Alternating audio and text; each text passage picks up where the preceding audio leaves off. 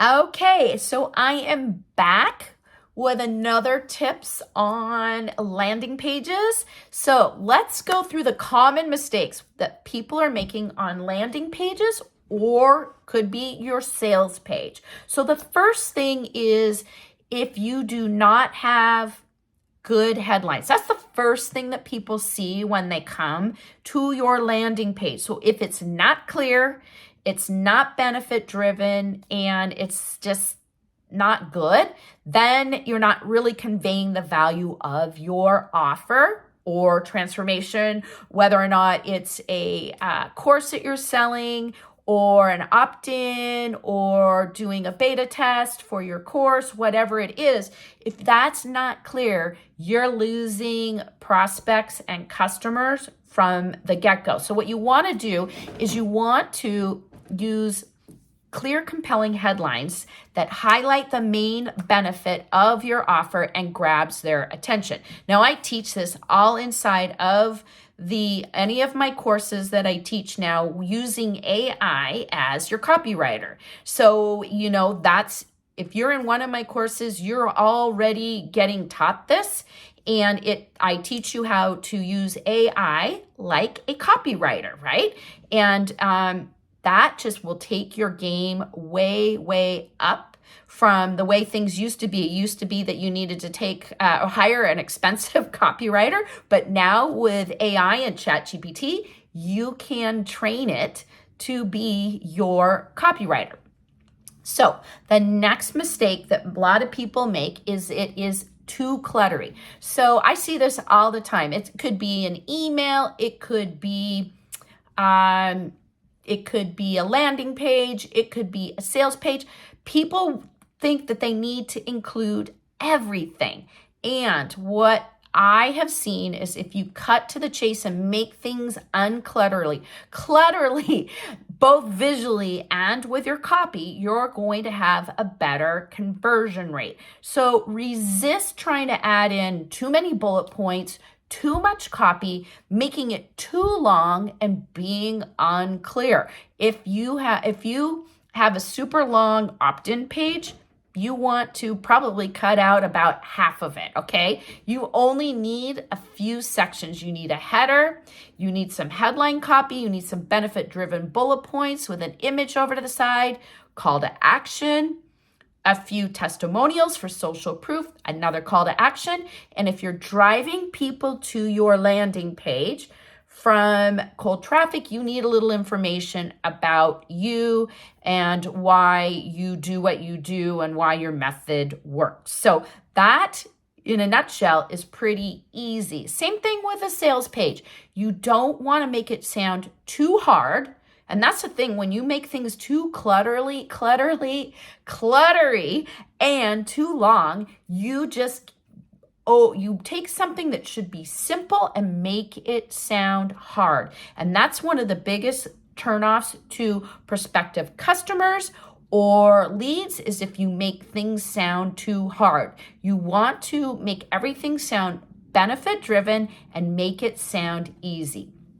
So the next mistake people do is they bury their call to actions, or it's missing your call to action. So you might be putting it down too low on the page. What you want to do is you always want to, whether it's a sales page or a landing page or an opt-in page, you want that call to action up in your header. It's the first thing that they can see. If they're coming there from an email that you've already done, they might already be primed to buy. So you want to capture it at the very top or give them the opportunity to buy or opt in at the very top of your page, okay?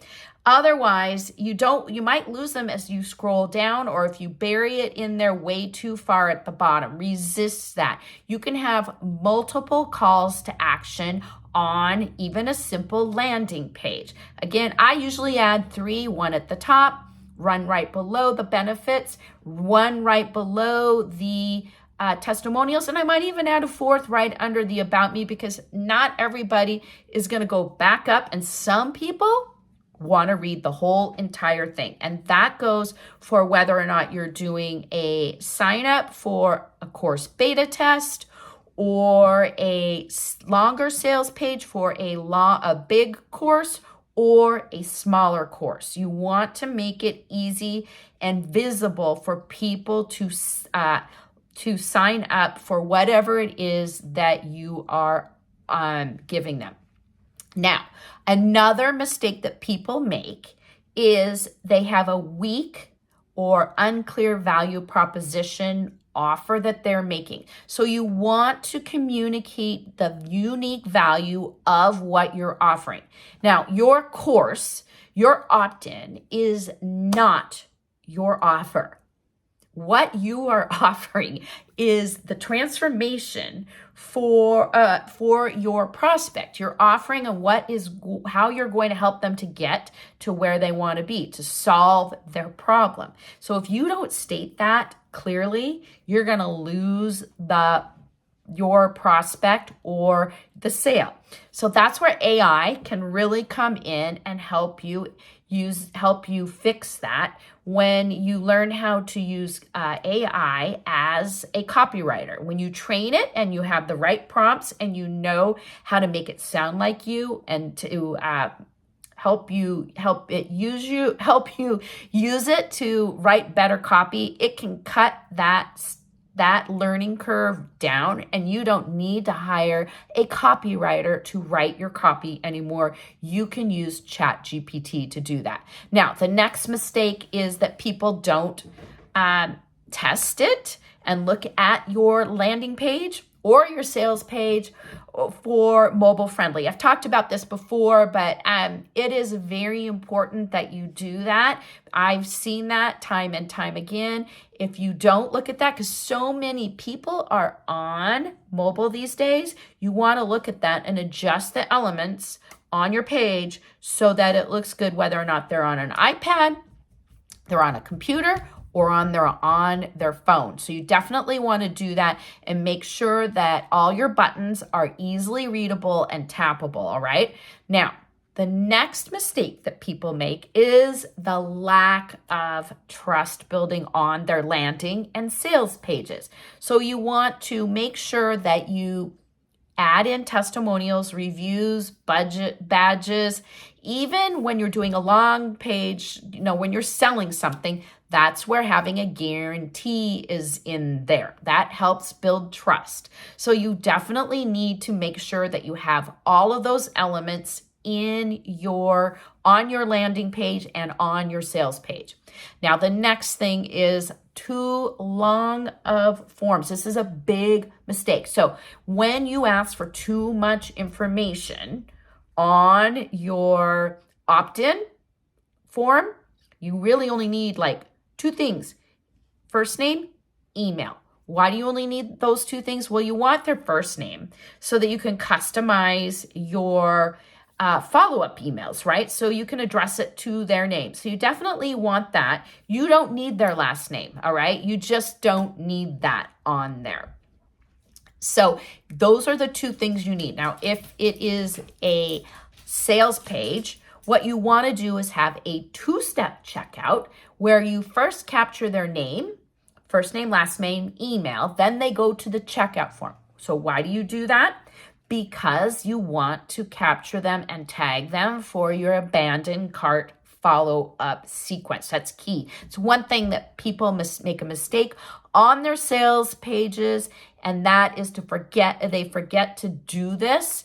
And this gives you a mechanism to re-engage those people that might have gone to the checkout and answer their questions, because there's something that's stopping, there's some objection that's stopping them from that. So you definitely need to keep your forms short and make sure that you capture people for your abandoned cart. Now, the next thing is, this is key. This is like something I object to when I go to a landing page and it takes too long for the page to load, especially on a phone. That seems to be a problem I see all the time. So you want to make sure that your landing page loads fast, because otherwise people are going to click off because it's frustrating. Nobody wants to sit there and wait for a landing page to load.